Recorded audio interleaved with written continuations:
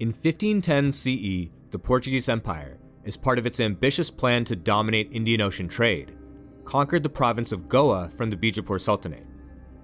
Goa was made the capital of Portuguese India.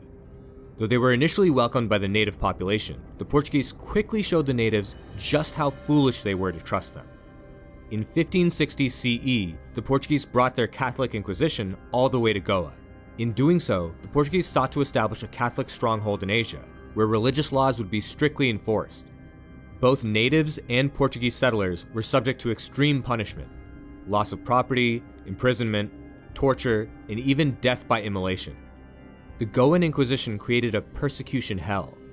As Voltaire once remarked, Goa is famous for its Inquisition, equally contrary to humanity and commerce.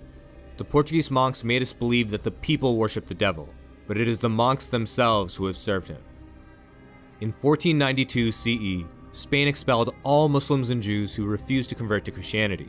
Many tens of thousands of religious minorities fled to Portugal for safety, but soon, the Portuguese also began to adopt discriminatory ideas. And so in 1497 CE, the King of Portugal, Manuel I, ordered that all Muslims and Jews be forcibly converted to Christianity. Converts came to be known as New Christians. New Christians comprised an identifiable social class distinct from normal Christians. The New Christians were subject to violence and discrimination. Pious normal Christians simply didn't trust the New Christians, who were believed to practice their old religions in secret. Unsurprisingly, when the Portuguese Empire established a colony at Goa in 1510 CE, many New Christians fled for India, hoping to escape persecution. Goa was especially attractive for New Christians of Jewish heritage, as there were long-standing Jewish communities in South India. For example, the Malabari Jews living in Kerala. This allowed Portuguese New Christians to rediscover their Jewish faith. Back in Portugal, a much harsher approach was adopted after the formal establishment of the Inquisition in 1536 CE, with the approval of the Pope. Notably, this Inquisition only applied to Portugal, not to any foreign colonies. The Portuguese Inquisition became a theocratic arm of the state, subject to the authority of the king. It was headed by a Grand Inquisitor, named by the Pope, but selected by the king, and always from within the royal family. The Grand Inquisitor would then later nominate other inquisitors. Finally, courts of the Inquisition were set up throughout Portugal. Though tasked with defending the integrity of the faith, examining false doctrines, and forbidding heresy against Catholic Christianity, the Inquisition also served a political function. It censored books, attacked political dissidents, banned non-standard cultural practices, and more. In its initial few decades, the Portuguese administration in Goa was relatively open-minded. It was helmed by adventurous, worldly men who relied on New Christians and natives for assistance. Life was cosmopolitan. Portuguese settlers were encouraged to marry native women. The city of Goa had a vibrant Jewish street, and early Portuguese missionaries made efforts to learn the local language, Konkani. Goa changed in the coming decades as the number of religiosos, clergymen, and missionaries grew. The religiosos soon became a significant force in Portuguese India. The royalty backed their extremist religious views and began to take steps to impose those views, even before a formal inquisition had been established in Goa. First, the Portuguese administration started to offer financial incentives for converting Hindus and Muslims over to Catholicism. Then, in 1546 CE, the Portuguese king also issued an order destroying all Hindu temples in Portuguese Indian lands. By 1569 CE, a royal letter acknowledged that all Hindu temples in Goa had been demolished outright. Records indicate that well over 760 temples in Goa alone were razed to the ground. Policies regarding Indian Muslims were also oppressive.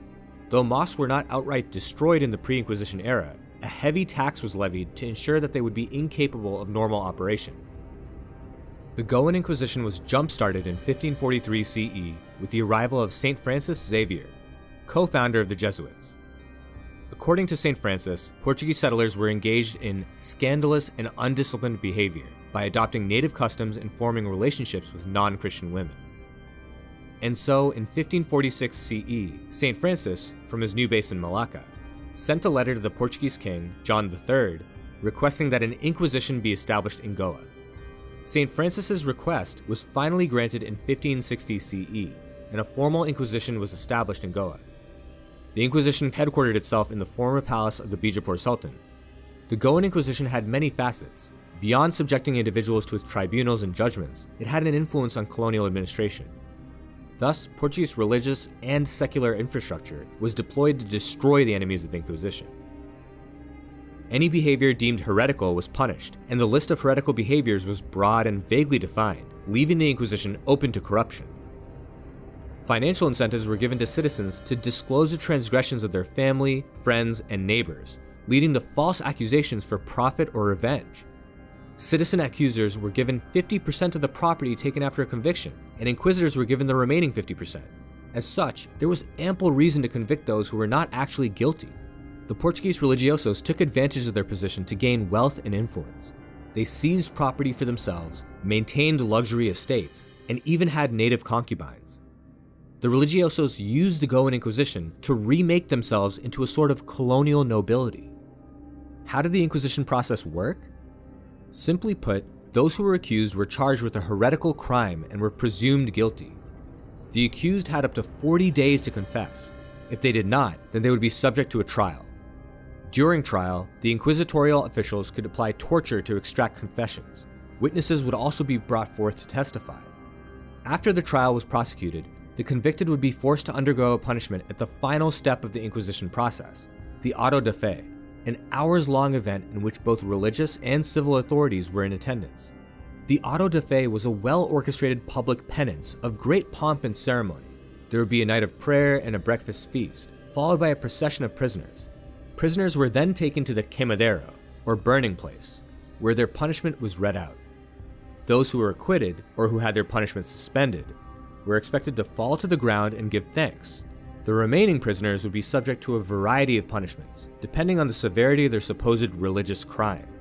Fines, public whipping, a term of imprisonment, torture, execution, and worst of all, burning the convicted prisoner alive at the stake. In Goa, Portuguese authorities feared that visiting Jews from the Malabar coast and the Middle East were causing formerly Jewish new Christians to lapse into their old faith. Certainly, many new Christians were rediscovering their old faith. Secret synagogues were established.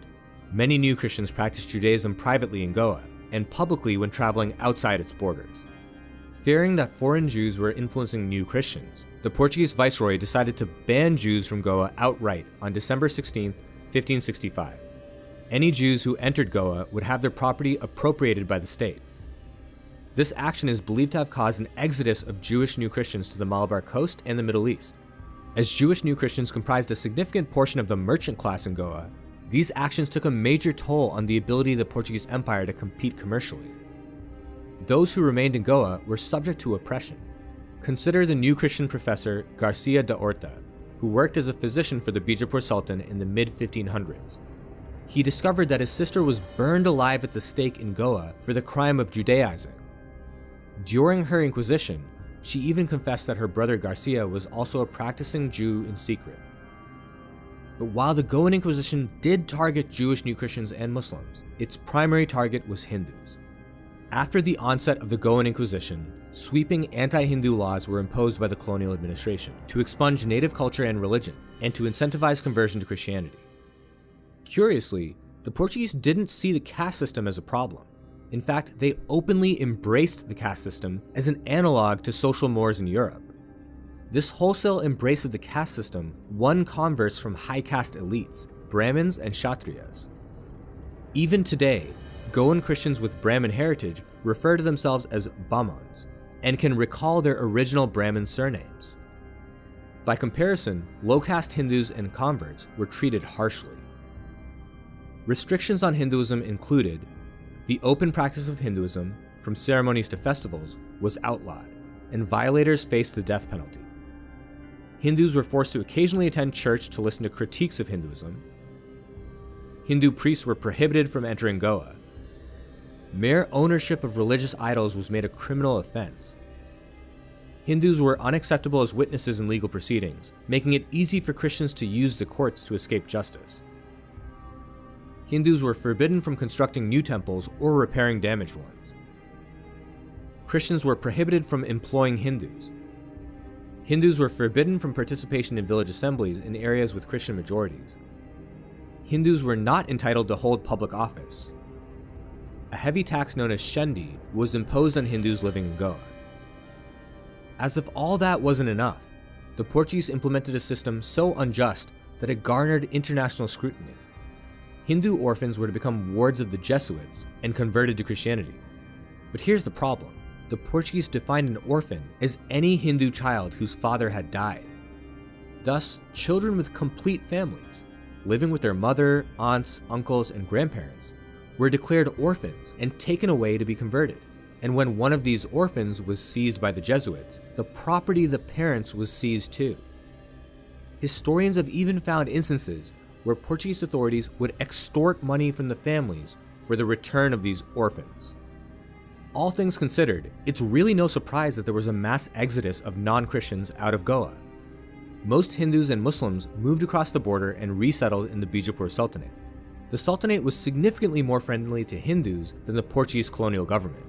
In fact, the Bijapur Sultans were known for their amicable nature and fairness towards local Hindus and their culture. The Hindus who stayed behind were forced to suffer the many indignities of living in Portuguese Goa. But even the ones who converted to Catholic Christianity were restricted in many ways from maintaining their old customs. In fact, history records many new Christians who left Goa due to the oppression they faced even after conversion. Formerly Hindu new Christians were not allowed to maintain their native language names, and the Portuguese suppressed Konkani, Marathi, and Sanskrit so as to separate converts from their roots. Books in native languages were burned. By the end of the 1500s CE, the persecution hell created by the Portuguese religiosos had scared away much of the talent that the empire needed to maintain its position at the top of the international trade hierarchy. The loss of well-connected merchants, formerly Jewish new Christians and Hindus alike, crippled the competitive ability of the Portuguese in India. The religiosos made Goa a less attractive trade entrepot. Eventually, the Dutch were able to swoop in and establish themselves as the dominant European trading force in the subcontinent. Sadly, much of what we know about the Portuguese Inquisition in Goa has been lost due to the majority of the records having been destroyed by the Portuguese government in 1821 CE, the same year that the Inquisition was abolished, ending nearly 3 centuries of oppression and bloodshed. But the terror and oppression brought by the Inquisition will never be forgotten.